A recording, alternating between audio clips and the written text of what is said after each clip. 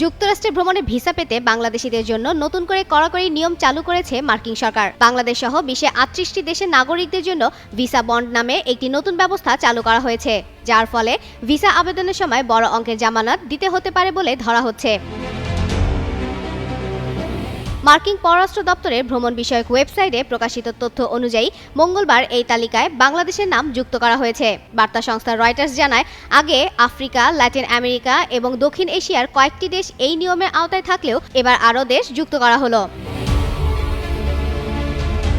নতুন visa bond নীতিমালা অনুযায়ী বাংলাদেশি পাসপোর্টধারীরা যদি যুক্তরাষ্ট্রে B1 বা B2 ব্যবসায় ও ভ্রমণ ভিসার জন্য যোগ্য হন, তাহলে যুক্তরাষ্ট্রে প্রবেশের সময় তাদের ৫,০০০, ১০,০০০ অথবা ১৫,০০০ মার্কিন ডলার জামানত দিতে হতে পারে। ভিসা সাক্ষাৎকারের সময় আবেদনকারীর অবস্থান দেখে এই টাকার পরিমাণ ঠিক করা হবে।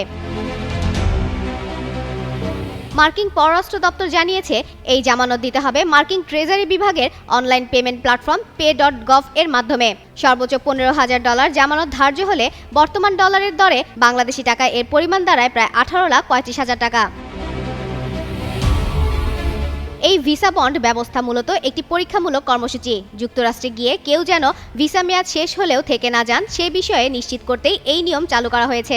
বাংলাদেশের ক্ষেত্রে নতুন এই নীতিমালা আগামী ২১ জানুয়ারি থেকে কার্যকর হবে।